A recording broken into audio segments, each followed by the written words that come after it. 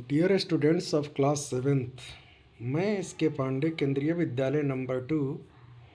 आज मैं आप लोगों को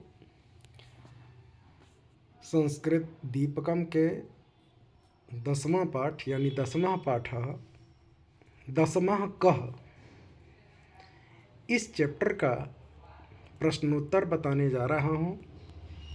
आप लोग ध्यान से देखेंगे क्योंकि 10वां कः चैप्टर बहुत ही इम्पोर्टेंट, इसलिए ध्यान देना है। ये चैप्टर है और नीचे इसका देखिए ये वर्ड मीनिंग तो एक बार मैं पढ़ कर के बता देता हूँ, ध्यान से देख लेंगे। तीर्थवा का मतलब तैरकर। स्नानाय, स्नान करना यानी नहाना होता है, तो स्नानाय चतुर्थी भक्ति एक वचन में नहाने के लिए। चीरम यानी बहुत देर तक। उत्तीर्णा मतलब पार हो गए। पारम गता, पार हो गए, नदी को पार करना था, बच्चे तैरकर पार कर गए। इसके बाद है अपरह यानी अन्य, दूसरा। स्वम यानी स्वयं को, खुद को, आत्मानम। मग्न का अर्थ होता है विलीन हो जाना, डूब जाना, डूब गया। विसन्ना मतलब खिन्ना, दुखी हुए। तुष्णिम का अर्थ होता है चुपचाप। मौन, निःशब्दम, मौन। पथिकः का अर्थ होता है यात्री। अगणयत का अर्थ होता है गिना, गणनाम कृतवान। प्रहृष्टा अर्थात प्रसन्न होना। और कतमः यानी कौन सा। कियतः संख्यात्मक। नीचे देखिए यहाँ पर कोष्ठकात् समीचीनम उत्तरम चित्वा लिखन्तु। कोष्ठक से जो सही उत्तर है उसको चुन करके लिखना है। कति बालका स्नातुम गतः, कितने लड़के स्नान करने के लिए गए। तो मैं हिंदी अनुवाद में बता चुका हूँ कि 10 लड़के स्नान करने के लिए गए थे, तो यहाँ पर हो जाएगा 10 बालका। नेक्स्ट है कतमः बालकः नद्यां मग्नः इति निश्चयम् अकुर्वन्, कितने लड़के नदी में डूब गए। इति निश्चयम् अकुर्वन्, ऐसा निश्चय किए। तो 10 लड़के, इसमें से कतमः बालकः, कतमः का अर्थ देखिए ऊपर लिखा हुआ है, आप ध्यान से देख सकते हैं, यानी कौन सा। तो कौन सा लड़का, तो 10वां लड़का। कतमः बालकः नद्यां मग्नः इति निश्चयम् अकुर्वन्, कौन सा लड़का, तो 10वां बालकः। इसके बाद 10वां कः आसीत्, 10वां कौन था, तो नायकः आसीत्, नायक था। कः सम्यक रूपेण बालकान् गणितवान्, कौन सम्यक रूप से बालकों की गिनती किया, तो पथिकः, राही। बालकाः काम तीर्त्वा पारं गताः, लड़के क्या तैर करके पार गए थे, तो नदी को पार करके बाहर गए थे बच्चे। अब देखिए क्वेश्चन नंबर 2, इसमें कह रहा है कि पाठकस्य आधारेण, पाठ के आधार पर, पाठ के आधार पर एक वाक्येन प्रश्नानाम् उत्तराणि लिखन्तु, एक वाक्य में प्रश्न का उत्तर लिखें। कह है 10 बालकाः किमर्थं नदीम् अगच्छन्, 10 लड़के किस लिए नदी में गए। उत्तर क्या होगा, 10 बालकाः स्नानाय नदीम् अगच्छन्, स्नान करने के लिए नदी में गए। 10 लड़के नदी में किस लिए गए, तो स्नान करने के लिए गए। फिर ख पूछ रहा है नायकः किम अपृच्छत्, तो उत्तर हुआ नायकः अपृच्छत् अपि सर्वे बालकाः नदीम् उत्तीर्णाः, क्या सभी लड़के नदी पार कर गए। तब तो ग में है बालकाः स्नानाय कुत्र गच्छन्, लड़के स्नान करने के लिए कहाँ पर गए, तो कुत्र के जगह पर हो जाएगा नदीम। बालकाः स्नानाय नदीम अगच्छन्, नदी में गए। बालकाः किं निश्चयम् अकुर्वन्, लड़के क्या निश्चय किए। बालकाः निश्चयम् अकुर्वन् यत् दशमः नद्यां मग्नः, कि 10वां लड़का जो है वो नदी में डूब गया है। बालकाः कथं गृहम् अगच्छन्, लड़के कैसे घर आए। तो बालकाः उत्साहेन आनंदेन गृहम् अगच्छन्, घर लौटे। क्वेश्चन नंबर 3, पट्टिकातः उचितं विशेषण पदम योजयित्वा वाक्यानि रचयन्तु। पट्टी से उचित विशेषण पद को जोड़ करके वाक्य की रचना करें। अब देखिए नीचे ये बना हुआ है, ये आपकी अंगुली है, जैसे अंगूठा को अंगुष्ठा बोलते हैं। ये सेकंड जो अंगुली है तर्जनी है, और दोनों दो इधर और दो इधर के बीच में जो है जिसको मध्यमा कहते हैं, मध्यम में है इसलिए मध्यमा।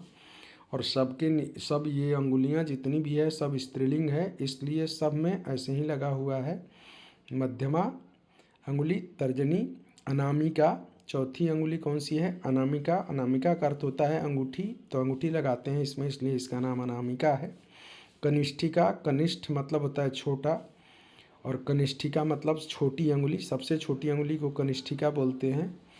इस तरह से आपका ये पांचों अंगुलियां हैं। अब प्रथमा द्वितीया तृतीया चतुर्थी पंचमी के नाम से संबोधित किया गया है। अब आपको यहाँ पर भरना है। क में है कि करे यानी हाथ में, फिल इन द ब्लैंक्स अंगुली भवती तर्जनी, अंगुली होती है तर्जनी। कौन सी अंगुली, तो द्वितीया अंगुली, तो द्वितीया हो जाएगा। फिर ख में है अनामिका, फिल इन द ब्लैंक्स अंगुली भवती, अनामिका अंगुली होती है, कौन सी अंगुली होती है, तो चतुर्थी यानी चौथी अंगुली होती है। ग में है करे यानी हाथ में, फिल इन द ब्लैंक्स अंगुली भवती अंगुष्ठा, तो हो जाएगा प्रथमा, पहली अंगुली होती है अंगुष्ठा। घ में है कनिष्ठिका, फिल इन द ब्लैंक्स अंगुली भवती, कनिष्ठिका जो होती है वह अंगुली होती है, कौन सी अंगुली होती है भाई, तो पंचमी।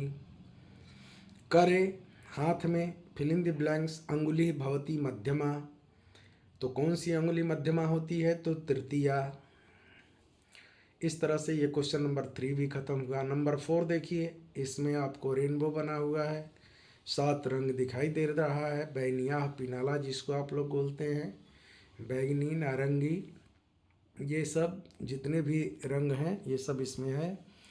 तो कह रहा है कि पट्टिकाम दृष्टवा प्रश्नानाम उत्तराणी लिखन्तु, पट्टिका को देख करके प्रश्न का उत्तर दें। जैसे सप्ताह के दिन जो होते हैं 7 दिन, ये सातों दिनों का यहाँ पर दिया गया है नाम, और उसके सामने कौन सा दिवस पड़ता है। तो प्रथमा दिवसः, जैसे पहला दिवस के दिन कौन सा पड़ेगा, तो रविवासरः। द्वितीय दिवसः सोमवासरः। तृतीय दिवसः मंगलवासरः। चतुर्थः दिवसः बुधवासरः। पंचमः दिवसः गुरुवासरः। षष्ठः दिवसः शुक्रवासरः। और सप्तमः दिवसः शनिवासरः। अब इसी पर आधारित प्रश्न है। सप्ताहस्य प्रथमः दिवसः कः, सप्ताह का पहला दिन कौन है, तो रविवासरः हो जाएगा। सप्ताहस्य कतमः दिवसः रविवासरः अस्ति, सप्ताह के कौन सा दिन रविवार है, तो प्रथमः दिवसः। ग में है सप्ताहस्य षष्ठः दिवसः कः, सप्ताह का छठवां दिन कौन सा है, तो शुक्रवासरः। सप्ताहस्य कतमः दिवसः शनिवासरः अस्ति, सप्ताह का कौन सा दिन शनिवार है, तो सप्तमः दिवसः। सप्ताहस्य अंतिम दिवसः कः अस्ति, सप्ताह का अंतिम दिवस कौन सा है, तो शनिवासरः। क्वेश्चन नंबर 5 देखिए, कह रहा है कि वाटिकाम दृष्टवा प्रश्नानाम उत्तराणी लिखन्तु। ये सारे वाटिका बनाए गए हैं। वाटिका मतलब प्लांट्स जहाँ पर रहते हैं, बाग बगीचा उद्यान पार्क। तो कह रहा कि वाटिका में ये सारे नाम लिखे हुए हैं। चैत्र बैसाखः ज्येष्ठ आषाढ़ श्रावणः भाद्रपदः आश्विनः कार्तिकः मार्गशीर्षः पौषः माघः फाल्गुनः। अब इसमें भारतीय 12 मासा 12 महीनों में, अब देखिए नीचे नाम जो दिया हुआ है, क मासेषु पंचमः मासः कः, मास में 5वां महीना कौन सा है, तो उत्तर होगा श्रावणः यानी सावन का महीना। ख में है मार्गशीर्षः कतमः मासः अस्ति, मार्गशीर्ष कौन सा महीना है, तो 9वां। लिखा हुआ है, आप गिन सकते हैं। 9 माह। मासेषु दशमः मासः कः अस्ति, 10वां महीना कौन सा है, तो पौषः यानी पूष का महीना। ऐसे ही है घ में कार्तिकः कतमः मासः अस्ति, कार्तिक कौन सा महीना है, तो अष्टमः मासः 8वां महीना। मासेषु अंतिमः मासः कः, महीना का अंतिम महीना कौन सा है मास का, तो फाल्गुनः। ऐसे ही नीचे आप देखिए यहाँ पर मंजूषाम पश्यन्तु उत्तरम लिखन्तु, मंजूषा को देखिए और उत्तर को लिखिए। आंग्ल मासा यानी अंग्रेजी महीने कहाँ से शुरू है, तो जनवरी, फरवरी, मार्च, अप्रैल, मई, जून, जुलाई, अगस्त, सितंबर मास, अक्टूबर मास, नवंबर मास, दिसंबर मास, इस तरह से 10 महीने का नाम दिया हुआ है। अब इसमें से देखेंगे कि कौन सा महीना, जैसे कह रहा है कि क में प्रश्न है आंग्ल मासेषु दशमः मासः, आंग्ल मासेषु यानी अंग्रेजी महीने में 10वां महीना कौन सा है, तो अक्टूबर मासः।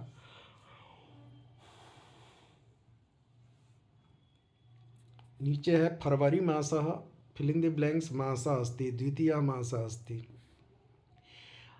आंग्ल मासेषु अष्टमः मासः, आंग्ल यानी अंग्रेजी महीने का 8वां महीना कौन सा है, तो अगस्तः मासः। ऐसे ही सितंबर मासः, फिल इन द ब्लैंक्स मासः अस्ति, सितंबर महीना है 9वां मासः, 9वां महीना। आंग्ल मासेषु अंतिमः मासः, अंग्रेजी महीना का अंतिम महीना कौन सा है, तो दिसंबर मासः। तो इस तरह से होता है। नेक्स्ट क्वेश्चन है अधोलिखिते गद्यांशे अंकानां स्थाने संख्यावाचक शब्दानि लिखन्तु।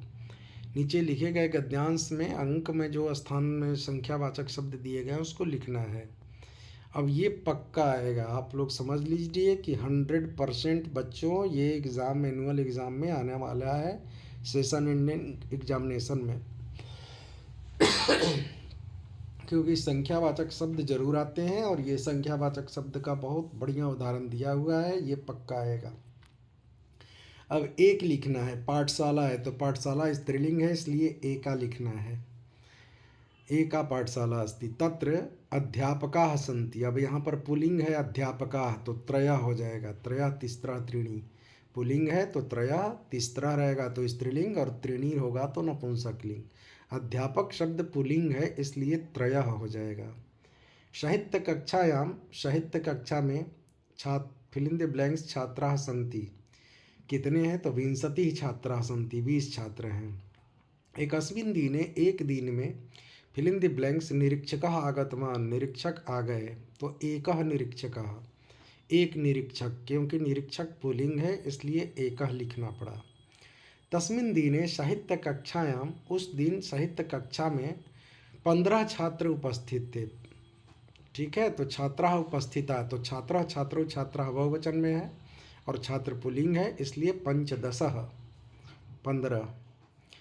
और अनुपस्थिताः, कितने अनुपस्थित हैं, तो 5, तो पंच अनुपस्थिताः। निरीक्षकः शब्दान लेखितुम् उक्तवान्, यानी निरीक्षक जो इंस्पेक्टर था, स्कूल इंस्पेक्टर, वह 10 शब्दों को लिखने के लिए कहा। 10 शब्दान तो 10 हो जाएगा।